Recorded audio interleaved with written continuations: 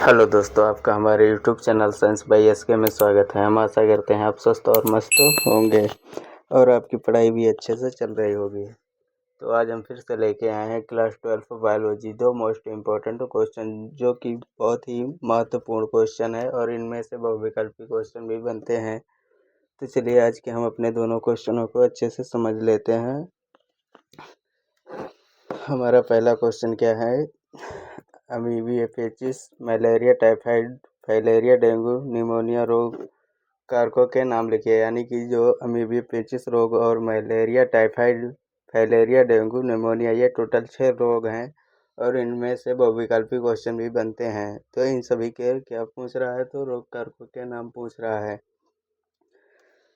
तो हमारा सबसे पहला है, यहाँ पे हो गया रोग जनक का नाम और उसके बाद संक्रमण हो गया और इधर हो गया रोग का नाम। तो सबसे पहले हम देखेंगे रोग का नाम क्या है। तो अमीबियोपेचिस जो कि रोग है, तो इसका रोग जनक क्या होगा? तो एंटामीबा हिस्टोलिटिका जो इसका क्या है? तो रोग जनक है। एंटामीबा हिस्टोलिटिका प्रोटोजोआ है, जो कि संक्रमण किससे होता है? तो दूषित जल और भोजन से। जो कि अमीबियोपेचिस रोग है यह दूषित जल और भोजन से होता है। तो इसका रोग जनक का नाम क्या है? तो एंटामीबा हिस्टोलिटिका, जो कि एक प्रोटोजोआ है। अब हमारा दूसरा रोग कौन सा है? मलेरिया। इसका रोग जनक क्या है? तो प्लाज्मोडियम प्रोटोजोआ होता है, जो कि मादा एनाफिलीज मच्छर के द्वारा इसका संक्रमण यानी कि इसके द्वारा यह फैलता है। तीसरा हमारा है टाइफाइड। टाइफाइड रोग है और इसका रोग जनक का नाम क्या है? सॉल्मोनेला टाइफी जीवाणु होता है, जो कि सॉल्मोनेला टाइफी या दूषित जल और भोजन से होता है। हमारा चौथा रोग कौन सा है? तो वुचेरिया ब्रैंकोफेटाई जीवाणु होता है, यानी कि जो कि रोग जनक फाइलेरिया, यानी कि जिसे हाथी पाँव भी कहते हैं। तो इसका रोग जनक का क्या नाम है? वुचेरिया ब्रैंकोफेटाई। ये सब क्वेश्चन बहुविकल्पी में पूछ लिया जाता है। क्यूलिक्स मच्छर के द्वारा यह फैलता है। कौन सा? तो फाइलेरिया जो कि होती है।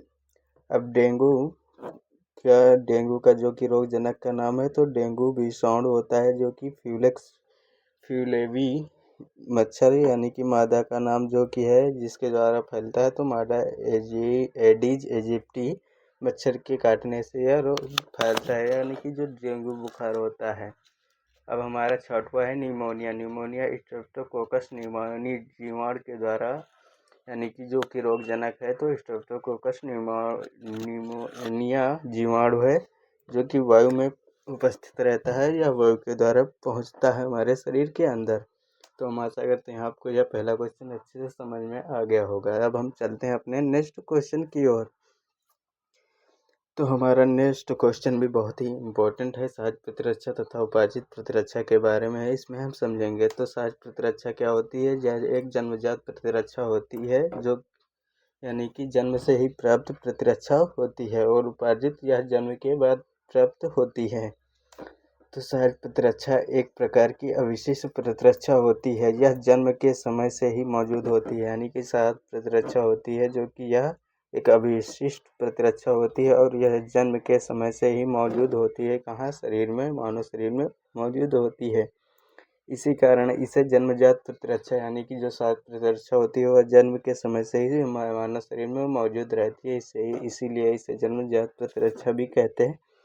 यह प्रतिरक्षा हमारे शरीर में बाह्य कारकों में प्रवेश करने से विभिन्न प्रकार के अवरोध खड़ा करने में अर्जित करती है, यानी कि जो बाह्य कारक यानी कि जो बाह्य जीवाणु या विषाणु होते हैं उनको प्रवेश करने से विभिन्न प्रकार के अवरोध उत्पन्न करती है, जैसे शरीर रोध, कारिकीय रोध और कोशिकीय रोध आदि।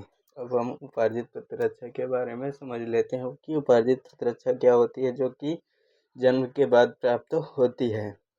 उपार्जित प्रतिरक्षा एक विशिष्ट प्रतिरक्षा होती है। इसका अभिलक्षण स्मृति बी एवं टी कोशिकाएं होती हैं, यानी कि जो उपार्जित प्रतिरक्षा होती है तो यह एक विशिष्ट प्रतिरक्षा होती है। इसका अभिलक्षण स्मृति बी एवं टी कोशिकाएं होती है। हमारे शरीर पर जब पहली बार किसी रोग जनक यानी कि जब हमारे शरीर पर किसी भी रोग जनक से पहली बार सामना होता है तो यह एक अनुक्रिया करता है, यानी कि जो कि स्मृति भी एवं टी कोशिकाएं होती हैं। जब कोई भी रोग पहली बार हमारे शरीर पर आक्रमण करता है तो रोगजनक से सामना होता है, तो यह अनुक्रिया करता है।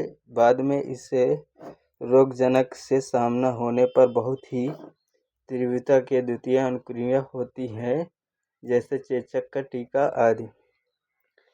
तो हम आशा करते हैं आपको यह वीडियो अच्छे से समझ में आ गए होंगे, यानी कि ये दोनों क्वेश्चन आपको अच्छे से समझ में आ गए होंगे। यदि किसी प्रकार का डाउट है तो आप कमेंट करिए, मैं भी इन क्वेश्चनों को फिर से अच्छे से समझाने की कोशिश करूंगा। और यदि किसी और क्वेश्चनों में डाउट है तो आप बताइए, मैं उन क्वेश्चनों को अच्छे से समझाने का प्रयास करूंगा। यदि अभी तक चैनल को सब्सक्राइब नहीं किया तो चैनल को सब्सक्राइब एवं वीडियो को लाइक करें। हम फिर से मिलते हैं अगली वीडियो मोस्ट इम्पोर्टेंट से इम्पोर्टेंट टॉपिक को लेकर। तब तक के लिए thank you watching for video. इसी तरह पढ़ते रहिए अच्छे से। धन्यवाद।